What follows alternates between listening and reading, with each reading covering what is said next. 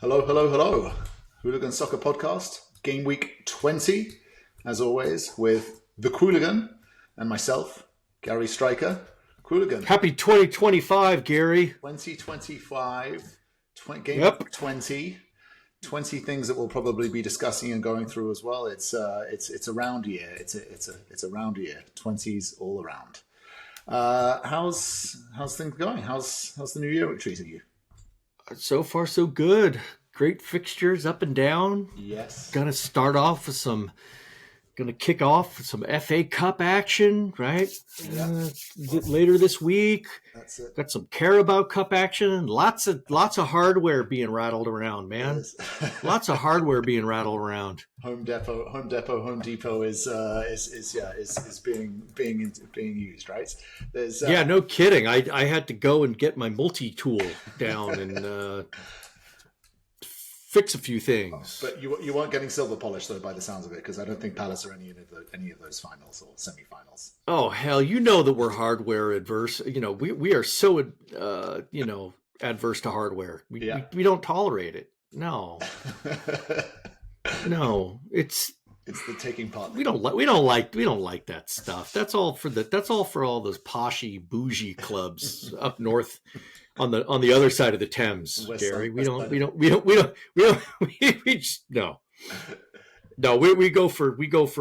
for solid. We go for lots of like vigorous chanting for 9 minutes, right? With songs and loudness. That's our MO. That's it. So we've got game week 20. It was, I think, a lot of interesting fixtures, some interesting turnouts.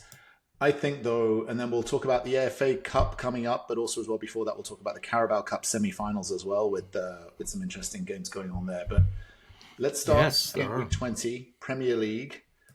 Yeah, I think that I've just finished watching the Forest Wolves game.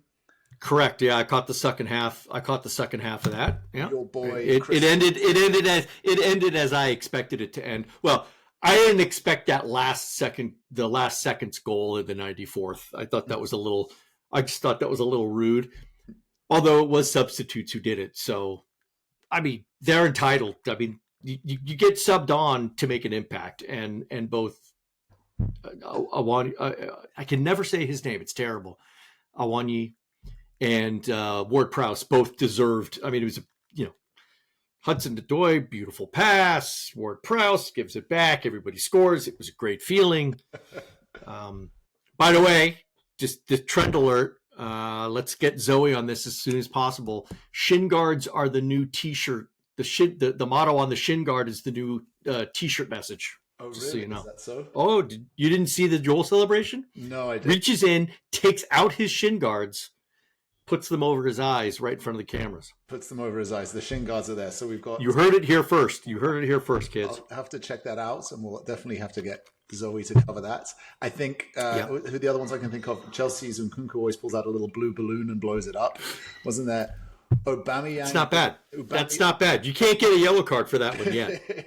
His shirt's on, ref. His shirt's on. You can't find it. The shirt's on, and the shin guards are only necessary while the ball's in play. So you can take them out. That's it. Wow, they're getting creative with the celebrations when the rules are coming out. I mean, my only concern, of course, is that as shin guards are getting smaller and smaller and smaller. They are. They are. The messages are going to become more difficult to convey. They're going to have to come up with different. I pity the youth, Gary. I pity the youth. There's no way they're going to be able to tell their story. Not on that little tiny piece of cardboard that they call a shin guard nowadays. They'll be representing little moustaches before long as well, right?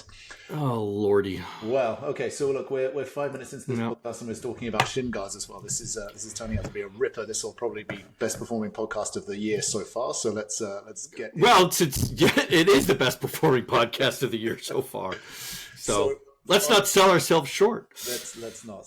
So Forest just thumped Wolves 3-0. Yes, sixth win in a row for them. That's any Premier League team winning 6 in a row is worthy of applause. For a team like Forest to sort of come out of nowhere and Also, 31 of 33 points, Gary. 31 out of 33 points against teams in the bottom half. Wow. Okay, so that's their record. They're just demolishing. They're demolishing. Yeah. The teams they should be demolishing, right? In the sense of they're a top ranked team. They're in the top 3, so they should be winning. Well, they're doing the business. They're hitting it. They are hitting it. It's really remarkable. I mean, they sit in 3rd place now, level on points with Arsenal, 6 points off the top from Liverpool, who still have that game in hand against Everton, as we've been following. They're now 4 points ahead of Chelsea in 4th. So, I don't think title contenders, but they should be now. This is now the back half of the season. They should be saying, we can finish. If we keep this going, don't get too carried away. They can get top 4, and suddenly you've got Nottingham Forest back in the European Championship, or the Champions League, as it's now called, right? Oh, yeah. I mean, and everybody's going to be thinking when they go into the shower and they get out, did I go into a shower time machine? Because it's like right back into the heyday of the Nottingham Forest was the 70s, right? They were really big in the 70s. Well, they were. Or was it the 80s? It was this. I think it was the late 70s again. It was the late 70s. Nottingham Forest were. They were the shiz. Just for the sort of quick historical history lesson, they were managed by by Brian Clough, who brought them up from the 2nd division into the 1st division, which is now the championship into the Premier League. So they went up one season. Yep. That next season, they won the old 1st division, call it the Premier League, the same sort of standard level. They went into Europe the following season, won Europe, the European Cup, won the league again, and then won the European Cup again. So from basically the equivalent of the Championship, so the division of the league below, into the Premiership, won it, qualified, won that competition and the Premier League again, and then won this European Cup. So that's why they still have the 2 stars above their logo. Drop the mic. History. Drop the mic. That's I did not know that. That's very good, Gary. I applaud you. Slow clap on Gary Stryker's research, ladies and gentlemen. That was a master class. I like it. And at the time, Liverpool were the dominant team in Europe, and they dismantled them out of the way. Yeah, it was Brian Clough, who had a son named Nigel Clough, who incidentally played for Liverpool as well, ironically, while he dismantled them out of the way. So, there you go. Okay. Anyway. Well, let's get back to some of more relevant recent times in this 2025 period that we live in. So Forest, not that I do a fantasy team, but anyone who's got Chris Woods has found the steal of the century. Really. Remarkable. The only other player in terms of fantasy league, Brighton Bueno from Brentford is also just a fantasy beast right now. Interesting. Now Salah's worth his money. Yeah. If Salah is absolutely worth his money if you're paying attention to that fantasy thing. But no, Brian Mbeumo, Chris Wood, just remarkable, and Liam Delap. Yeah. Yep. Okay. Interesting. Yeah, who will probably come up again. So may come up again. Forest, as we've said, are ripping up trees, if you'll pardon the pun, but they are looking really, really promising. And so just looking through, obviously, we've got an FA Cup weekend this coming weekend. I would also just like to point out that they were the only team in the top 4 that actually won this week. Interesting. Yeah, of course. Because Liverpool, Arsenal, and Chelsea all drew.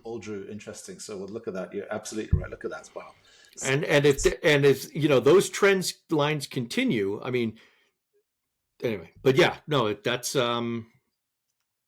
fascinating, right? Yeah. It's going to be so juicy. It's going to be so juicy. I love it. It is. Okay, so Forest, that was interesting. I think the other big game of the weekend we were calling out was that Liverpool-Man United game. I was watching that, expecting that, given the sort of the form of Manchester United going into that, having lost the last 3 games prior to that, and Ruben Amorim becoming sort of the target for the media to be calling for his head and questioning whether it should even be worth the job. Kind of, look, with a draw, I think United certainly turned up and really over-delivered in terms of the expectations of their performance. I think Liverpool looked a little bit off the pace. They certainly had a fair set of chances, but they definitely looked off the pace. But what was your take and read on that game? I think Liverpool was less off their pace than Manchester United was completely balls out unrecognizable. That was not the Manchester United team that has been on any pitch anywhere for the last 2 months. I don't know what they put in the water. Yep. I don't know what happened. But that team was fiery. That team had focus. That team had drive.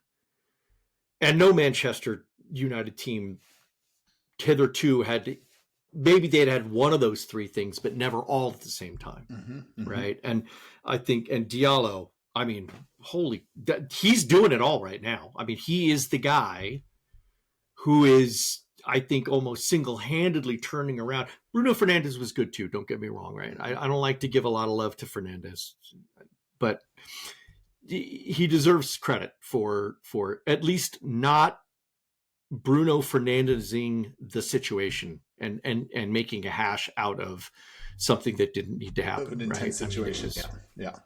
Yeah. No, I mean, because it was a tight game. It was. I mean, there were 8 yellow cards issued. There was a lot of cards. There was a lot of this. There was a lot of passion. Virgil van Dijk was just livid. I mean, like visibly angry with some of his teammates, right? Yeah. But I think particularly Trent Alexander-Arnold seems to be getting a lot of flack. He's catching a lot of stick right now. I mean, and when you take anything out of context, it's going to look bad. And that's, of course, what X is really good at, is taking things out of context and spinning it in the favor of whatever, sheet posting people want to do. And so there's a lot of people who are hating on him right now. Sure. But Trent's never been, Trent does what Trent does. He's never been the guy who operates at 110% on your pitch. That's never been Trent's style. Trent's an elegant lad. He likes to just sort of finesse his way in and get himself into the situations, and then do with the little panache. The beautiful ball. He's not about muscle. He's not about the effort, right? And yeah, that'll come back and haunt him sometimes. And his defensive acumen has always been in question. I mean, for years and years and years. He's never been known as the great defender that he is. But I think of course not. His great forward play and his balls and his crossing. Exactly. Yeah. Yes, 100%. And listen, did he have a great game? No, not one of his best. But he's not the reason why. He is not the reason why Liverpool, right, quote, dropped points. Yeah. Okay, that was not on Trent. No. In fact, I don't think it can be said that it was on anybody. Right? It was more United. It was more United went and took it. Yeah. Not that somebody from Liverpool messed up and they took advantage of it. I mean, and that's a credit to both teams, because Gary, I think this is the game of the year so far. It was. I mean, it really was an absolute barnstormer. I was leaping off my couch in the last 10 minutes, just, like screaming.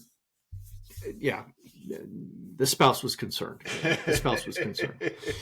As long as everything's okay in the Qooligan household, then. And I didn't even have my Liverpool supporting son in the same room. He was away, which was a good thing. It looked like a great atmosphere, wasn't it? The weather was like they had to clear the pitch. It was awful, steam off dude. It was raining. It was miserable, but they were up for it.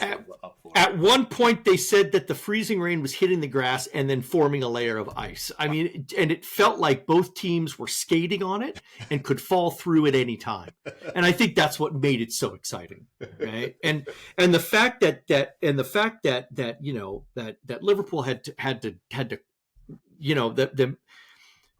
they went down.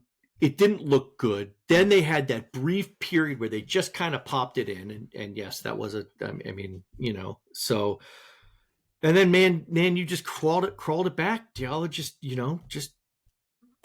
did it, yeah. From nowhere, just did it. Yeah. And then can we just, if there's any downside if there really is any downside to that game, that downside has to be for Manchester United fans. The hell do you do about Harry Maguire? Because that was such a miss. It was. It's one thing to hit it at the keeper. It's one thing to hit it off the post. It's another thing to audition to be a place kicker in the NFL. And that's what he did. Well, Man United's defense didn't have the best of game. I will say that Gakpo goal was a thing of beauty, and again, it was gorgeous. And I was looking at it. De Ligt is the slide, how he committed to that tackle, and Gakpo just stepped in, ankled him, I believe is the term that the kids are using these days. And so from one Dutchman to another, and obviously you being the other Dutchman as well, I mean, it's, again, if you're De Ligt, you've got to know that Gakpo's strong foot is his right foot. You know he's going to step inside, but yet he committed to that in the rain, on the ice, as it was. He did. Just really sold himself down the river and just went flying. Yeah. There's going to be memes there. Yeah. He just went flying. And you know, just to quiet everybody, I don't think anybody in the universe said that was a pen. Straight up, man. Yeah. Like the arm was it just come on. It was a penalty. It was a penalty.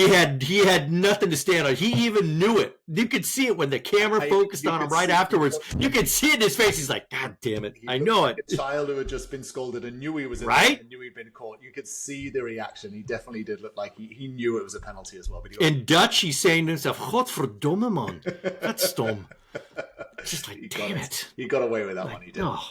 Speaking of penalties, so then moving around, and I think that your beloved Crystal Palace against my beloved, that was a rough game to watch, I have to say. It was. I mean, for Palace, you guys woke up in the last 20 minutes and got that goal back and then started going for it. Soft penalty. I think should have been called for Chelsea, but not.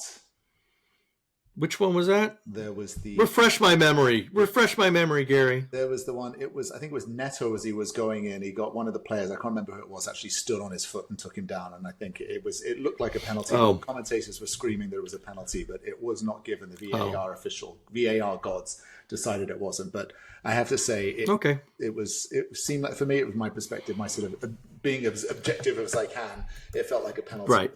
I will say that Chelsea did not deserve to win that. Palace could have gone and snuck up and stolen that and stolen the second goal and could have got it. But I think for Chelsea, they just seemed to, their form has all of a sudden fallen off, right? In the last 4 games, they've drawn 2 and lost 2 and then drawn again.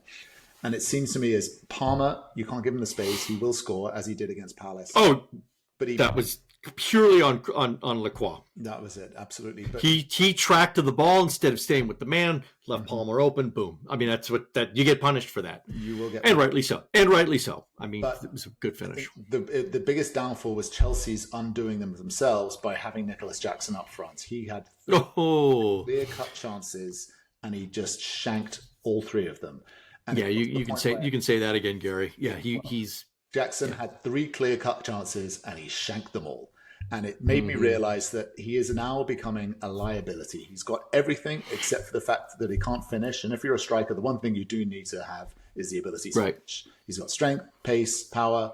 He can pass, do all of those things. But if he doesn't take those chances, they're not going to score those goals, and they're not going to win their games. And that's what's happened for the last 4 games for them and what's cost them. If I was Chelsea, I'd say try to loan him out to Crystal Palace. there's a history of Chelsea loaning players to Palace. We improve them and then you take them back. There's been Conor Gallagher. Yeah, Gallagher. But Mark Gay. There's been a lot of them. Hey, there's been a lot of them. Yeah. So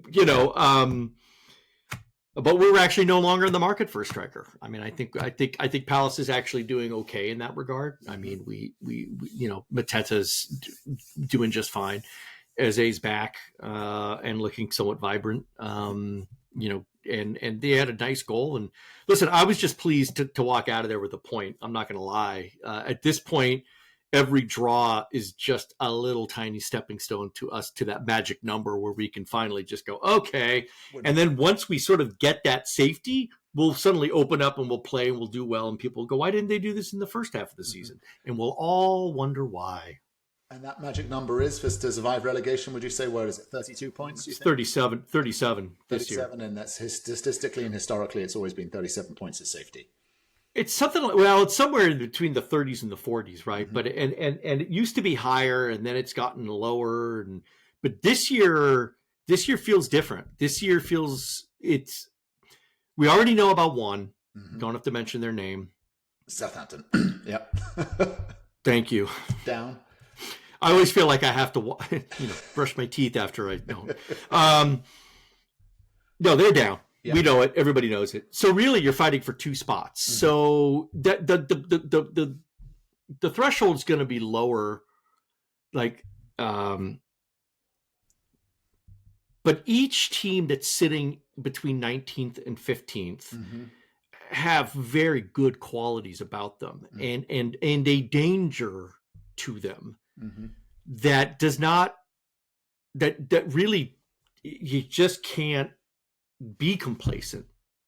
And draws aren't great, but they certainly are a lot better than losses, right? And so when it comes down to it, you got to draw, particularly against a team higher in the table. Yeah. Right? It's one thing if you're drawn against a team that's below you or within 1 or 2 positions. This was not that. No, Chelsea on paper are far superior, and should have waltzed into Selhurst Park, and had their way with it, and they didn't.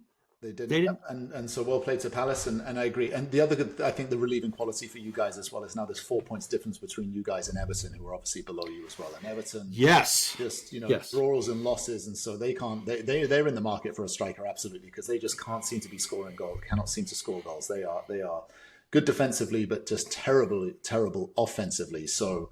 I think you guys are looking safer as each game week goes on, and as you keep just chipping away and grabbing those points, you guys are going to be fine. So I think that should be a good one there. And then Everton is disappointing. If they don't turn around that offensive issue, they're going to be in big trouble. Yeah. Because the people behind them don't have a problem with scoring. Yeah. I mean, Wolves, aside from the fact that they got blanked today, that was not for a lack of trying. Yeah, they hit 5 on frame. Yeah, and Matt Sells got 5 saves, and good saves. Not like save. We're talking Yeah, no, they were really Tim Howard level acrobatic saves. Just yeah. So. That's your beloved Palace. I think we've gone through. I think the Brighton Arsenal game, that was Arsenal. It felt like that was more Arsenal threw that away. Brighton agreed, as well as they're playing, and obviously again they're very comfortable sitting in 10th place as well. Arsenal, even though what's interesting is Arsenal for a team that sit in second do not look like they are playing like a team who is in second. They are. No, they're not. They're not. And again, they've only lost 2 this season. The problem that they have is they're drawing 50 games. And again, this has been a problem with Arsenal historically. They need a striker. They need to be scoring more than 2 goals in a game just so they can sort of offset any defensive mistakes or mishaps that happen. So I know we've talked about with the transfer window coming up. I know there's rumours swirling around. Rashford will be on the market. I'm sure they'll be looking for, maybe they'll take Nicholas Jackson or Nkunku as well. Chelsea. They're not taking Jackson. No way. Maybe they can do it. No. But yeah, Arsenal, I just don't think are in it. Again, I think, in terms of, they should be top 4 as well. They look as though they're sort of pretty consistent and sort of holding up well.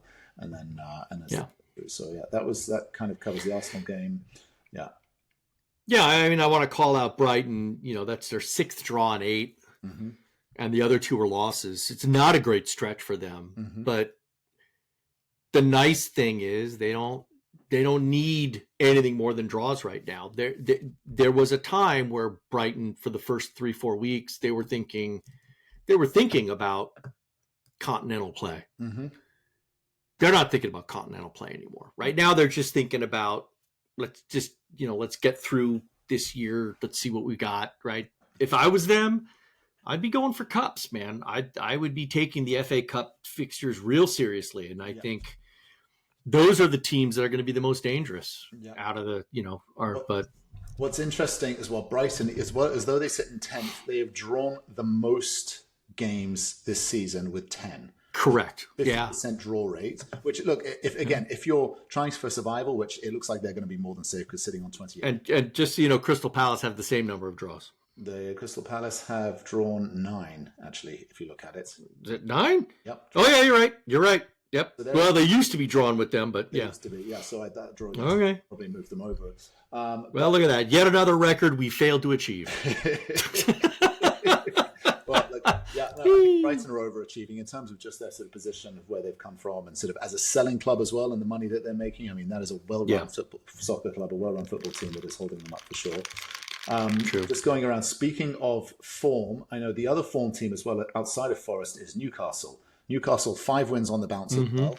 They have all of a sudden found a rich vein of form. And we were talking about this one in the last game week episode, right, against Ange Ball. And finally we got to see Ange not being this sort of chilled Aussie guy who's just come off the beach and is quite happy. He was just like, well, that's life and I played a lot of football and we get what we get. He was pissed, absolutely pissed. Wow. And I felt I mean, yes, he was. Yeah. He was really mad. Mm-hmm. And boy, was he mad at the officials. Yeah, he was pissed. So didn't say it. Didn't actually come out and say it, but I mean, my goodness, how many times did we have to hear him? You know, it was almost like he was a guru, and he was just trying to like convince everybody of his mantra. If all things were equal and balanced, we would have won. Yeah, I mean, literally, he said that how many times? Every question that was asked, that's what he answered. He was really cramming that one.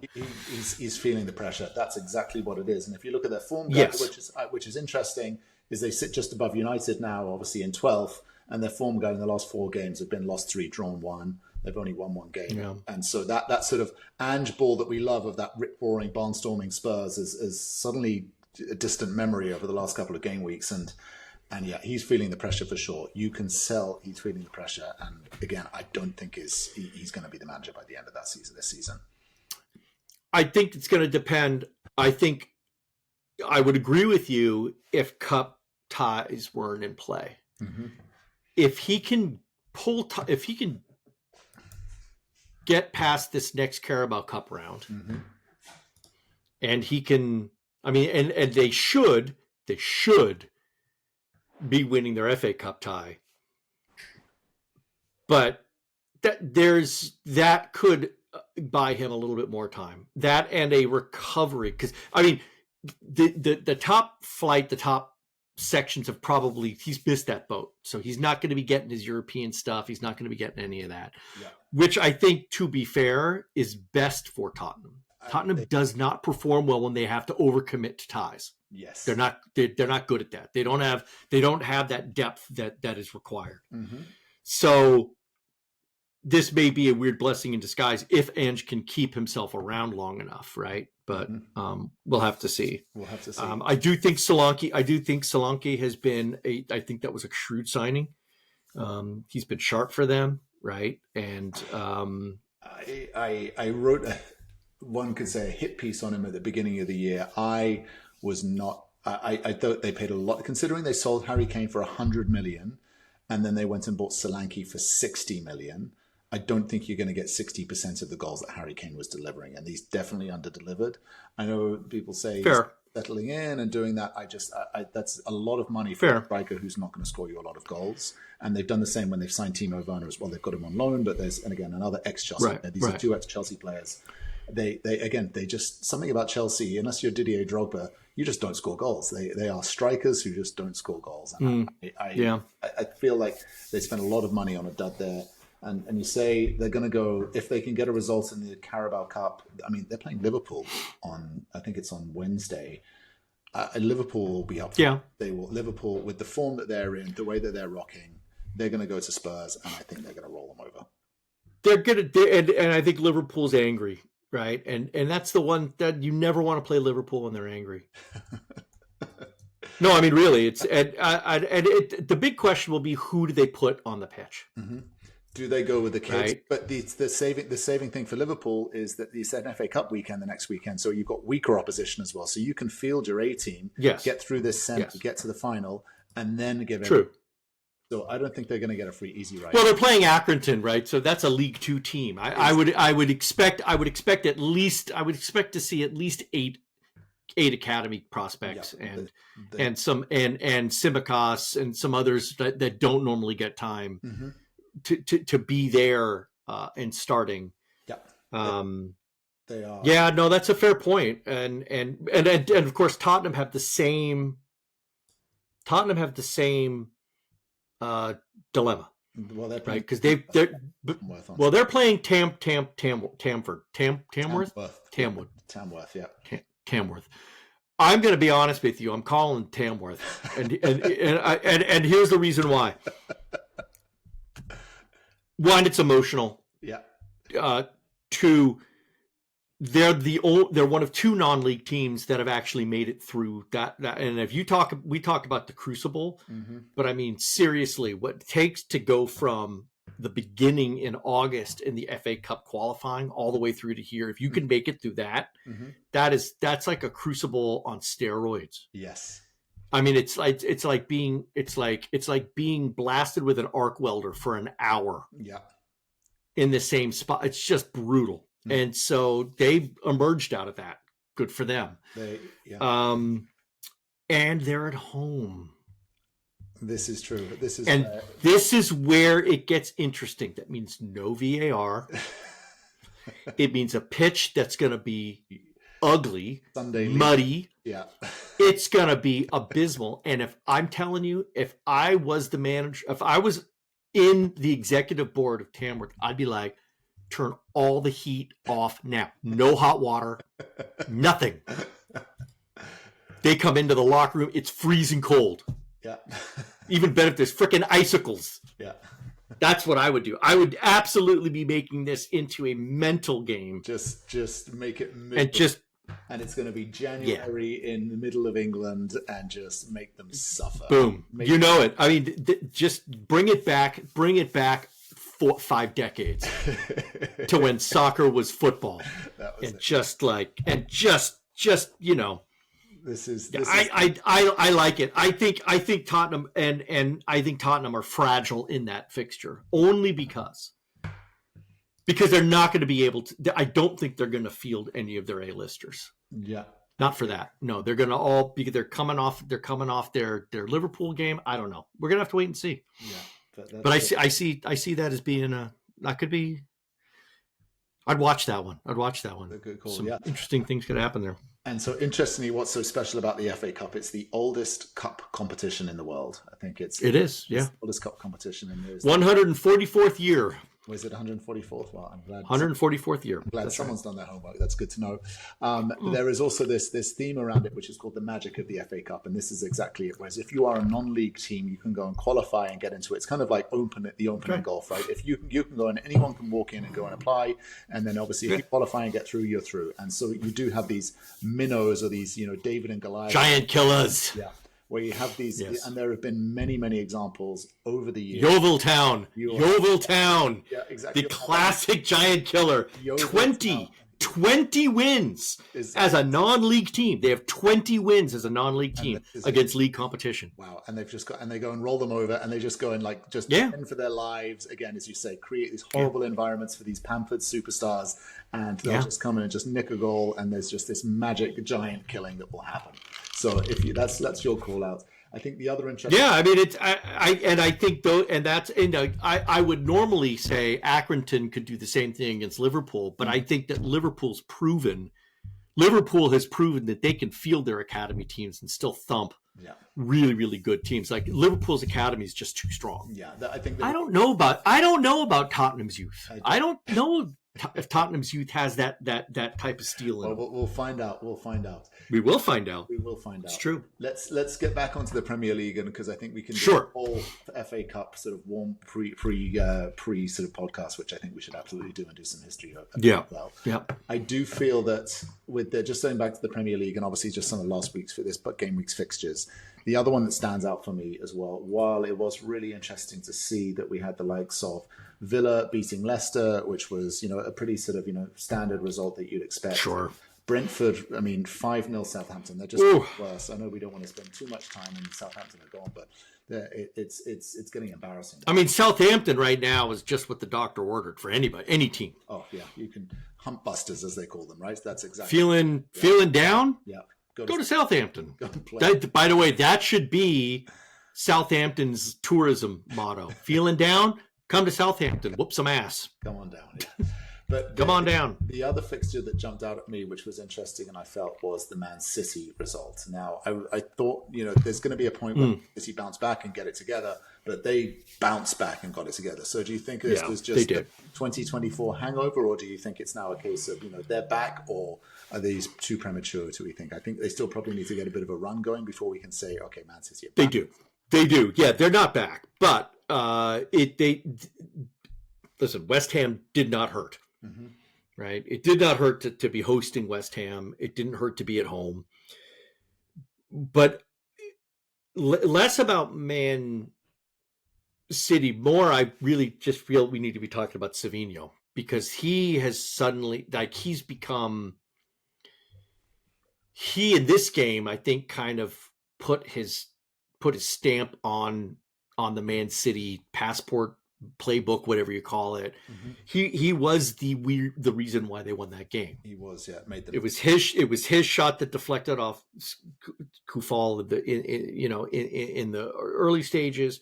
He was the one who fed Holland. Mm-hmm. It's big, juicy cuts of pass that the Norwegian just loves to sink his chops into, right?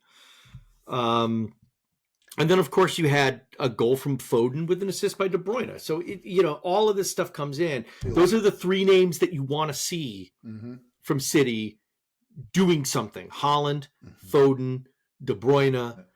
And now you've got this new Savinho kid who's sort of like the cartilage in between all of that muscle. The glue that binds them together. Well, that's right. And so are they back? No, we don't know yet. They need to get a bit more under their belt, right? Okay. Their slide was too far, and too long for 2 games to sort of patched over that. Yeah. So no, but I wouldn't want to play them right now. I mean, I think they're dangerous. I think they're dangerous, and they're a wounded animal, that's for sure. Interestingly about Savinho is they signed him this summer as the replacement for Alvarez, the Argentinian, who said, I'm not getting enough game time, so I'm going to leave. He went to Atletico Madrid, so he's playing regularly there. And Savinho, when he started at the beginning of the season, all of the pundits, and even what I saw as well, he looked really, really good. There's all saying just the way he moves, he looks like he glides across. He almost sort of like, just effortlessly glides across the pitch. But he was always playing on the right-hand side. And it seems that Pep, I don't know, out of necessity or just deciding to shake it up, has moved him over to the left. So he's kind of what they call like an inverted left player with a right foot. And that he scored his first goal last game week, and then obviously got that sort of deflected goal. I think it counted as an own goal, so he didn't get it. It was an own goal. He got the assist for it, and then he got the assist, and then he got an assist for Haaland as well. So he got three assists. Yeah, I mean, that's he's coming good again. We're talking, if not that we do fantasy, but if you're doing a fantasy team, he would obviously have been a good one to have because you would have picked him. Oh yeah. So, but you can't call when these sort of veins of form suddenly come into life, but. He definitely is sort of, suddenly making them tick. So we'll see. Again, I think Man City probably, if they find a bit of form, they'll get back up into the top 4. So that should be okay. And it was a wonderful 10-game, 11-game period for Man City where all of us were just watching from the sidelines, just in shock and horror. And also with the Schadenfreude going through us thinking, this is absolutely wonderful. But we'll have to see if they come through. Yeah, I don't like it when both Manchester teams have little resurgences in the same time. But I'm willing to, as a but I can recognize that as a neutral or as just a general fan of the game. Mm-hmm. It was exciting on both those fronts to see them back. It was. I do also want to say, man, poor Ipswich. They wow, what terrible defending. I mean, they are. They are so much fun to watch because it's almost like, I don't want to call them amateurs because that's just insulting and they don't deserve that. But yeah, there's some there's some questionable thinking that goes on in the minds of those of their players sometimes. I'm just like, wow, this is true. But wow, again, again, I think it looks like just the way the sort of the bottom of the sort of the league is breaking out is you've got that bottom. Well, as we said, we know Southampton are down. You've got Leicester in 14 points, and you've got Ipswich, Wolves in 16, and then Everton in 17. It feels like the bottom four. Then there's a kind of a break off from the bottom four. Crystal Palace obviously just needs a few more points together and sort of get up above United and West Ham, but it feels like there's one spot, well, there's two spots out of those four that will probably go down unless, Man U continue to tank and continue to sink, but we'll... Yeah, and even West Ham has the potential to slide. Mm-hmm. They are not immune, and now there's all the kinds of rumors, right? Like Lopetegui's not very liked. Mm-hmm. What are we going to do, right? There's all sorts of people saying, well, maybe he goes to... They fired David Moyes at the end of last season, which was a bizarre one, and then they brought in this previous manager. He didn't last, and then they've got this new manager now. So that's a lot of managers. Well, the rumor is they want Graham Potter, of course, right? Wow. That's that Chelsea reject. Hey, that's he's been enjoying his. Let us not call him a Chelsea reject, instead call him a Brighton whiz kid, because he really was. When he proved that when given the right type of environment, he could be very successful. Chelsea was not that environment. It was not the right environment. Right. It was not particularly friendly. It was not particularly forgiving. And he was given players that were not attached to his methodology. Yeah. Wasn't going to work. West Ham, maybe. Yeah. Could happen. The same could be said for Nuno Espirito Santo as well when he was at Spurs, right? He lasted about 3 months. Oh, God, no, that was... And now where he is at Forest, right? It just goes to show it's not always the manager, it's the environment. Yeah, no, that is 100% true. Yeah. That is 100% true, yeah. Okay. So that wraps up the game week 20 of the Premier League. And as we said, we've got tomorrow, we've got a Carabao Cup semi-final, which I believe is... Yes. It looks like we've got Newcastle, Arsenal. That is correct, That's going to be a good matchup because, again, as we said, we've got Newcastle suddenly hitting a rich vein of form. Arsenal, who are stop-start, but still in second place and sort of holding up well. So that's going to be a very, very tight game. I suspect you'll probably get Arsenal going through just because Arsenal have a history of getting to finals and know how to get over the line. I don't know if you disagree with that, but that's sort of my I don't actually. I'm really watching both of these Carabao Cup games very, very. I don't want to say disinterestedly, but I'm not really wedded to any one result. Mm-hmm. I'm much more interested in how the results are going to be achieved. Like, can Arsenal string together a perfect 90, so to speak, right? Can they actually do that? I don't think Newcastle is going to allow them that luxury. I think that Newcastle's far too, they are disjointedly effective, right? There's not always a lot of rhyme or reason to what they do, but when they do it really well. And so I suspect it'll go right down to it, right? Yeah. These are also must-win games. So I think there's the extra time plus kicks, right? In these, well. So they don't do another fixture. They just, The one saving grace, as we mentioned, is it's the FA Cup the following weekend, so they can put out their stars and say, guys, we're going to give a break at the end. So just give it everything, even if you have to go through extra time and penalties. And I think if Newcastle need a chance to survive, like Anthony Gordon has to show up and has to really deliver and perform. Oh, absolutely. Oh, 100%. No, a lot of Liverpool players have to show up. Oh, sorry, excuse me. Newcastle. A lot of Newcastle players need to show up and they do. Yes, they do, because it's not going to be it's not going to be an easy one there for sure. And then the other fixtures we discussed as well as Spurs, Liverpool, as we discussed. I think Liverpool absolutely roll over Spurs, but then again, you never know. But again, I think both teams pull out their biggest. They pull out their A players and sort of go for it. So I think from my vantage point, I think you have an Arsenal-Liverpool final in the Carabao Cup. That's kind of how I think it shakes out. Could be. The one thing I will say this, Arsenal have to be a little careful because Arsenal's FA Cup tie Who did they pull? It's Man United. Manchester United. Man United. Wow. So there are two fixtures in the FA Cup that feature Premier League teams playing each other. Who have you got? Oh. One of them is Arsenal versus Manchester United. And right now, nobody wants to play United coming off that emotional win. Yes, that's true. And then the second one is Aston Villa and West Ham. Ah, there we go. Okay, look at that. So that's another one that's very interesting. All the other Premier League teams drew either Championship or League One. Yeah. In some cases, pulled League Two and or non-league teams. But that is something that I think has to be sitting at the back of Mikel, right? Of that's his mind. Yeah, Mikel Arteta's mind. He's not got an easy fixture after that one, so he has to go. He does not. Yeah. No, that's exactly right. And so it's kind of let's just say, and without Saka, right? Mm-hmm. With him being out, and it's going to be hard. I think it's going to be really challenging, and so I'm really curious to see how Arsenal deal with that. Yeah. That will be interesting. Yeah. Yeah. Okay. Well, I think, we'll spend it. We'll have another episode. I think we'll do an FA Cup special in the run up to this before this happens. We should, because I've got so much more to talk about. There's so many more like really fascinating things that are going on. So let's hold on the FA Cup details for them. But I think, as we're coming up, we'll watch the Carabao Cup semi-finals.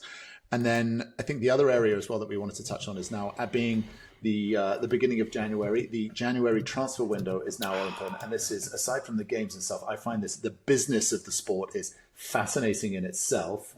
And I'm seeing now, I've got a couple of tabs open, sort of all these transfer rumors. X is a wonderful place as well, just to hear absolute sort of crazy ideas. But the main dominant one is of course Trent Alexander-Arnold. I know we got a lot of flack, obviously, as we discussed. Apparently Real Madrid offered 20 million. I think that's probably a little bit of shithousery and politicking as well, just to fuck around with them and see a reaction. That's just insulting. Yeah, it is, because they know that they'll just sit around for 6 months and get him for free on the other end, and Trent will probably get that 20 million as a signing bonus as well. So why would you take that, even if you are? And so it's challenging. I think the other one as well, which we were just talking about off air, is Chelsea, a classic for this, of buying young players, loaning them out, then selling them, and then buying them back at insanely inflated prices. And Mark Gay, this obviously I think Chelsea youth player, and he sort of came through the ranks in the academy, got sold to Palace. Apparently they're looking for cover for Wesley Fofana. I don't know if that will happen as well. Also, rumor has it that Newcastle are also looking at him as well, and supposedly looking to do it. And then also, they've been looking at Gahey. They've been looking at Gahey for a while. Yeah, they have. They have. To be fair, and he's been attracting a lot of attention, across the board. Yeah. So, we could lose him. The rumor mill also is that Chelsea could take back Chalobah. Yeah. Oh, okay. I think right. So Trevor's, he's on loan right now, and they could pull his card and pull him back. Now, I'm not saying that Trevor Chalobah's been like life-changing for Palace. He hasn't been, but he's been effective and he's been solid. But he's been playing though, right? He's been getting minutes. And yes, he has. He's been getting minutes. And told him that they're not wanted and they don't want him, so they'll look to probably sell him at some point and cash in on that. Probably, but it's it's going to be, it'll be interesting to see.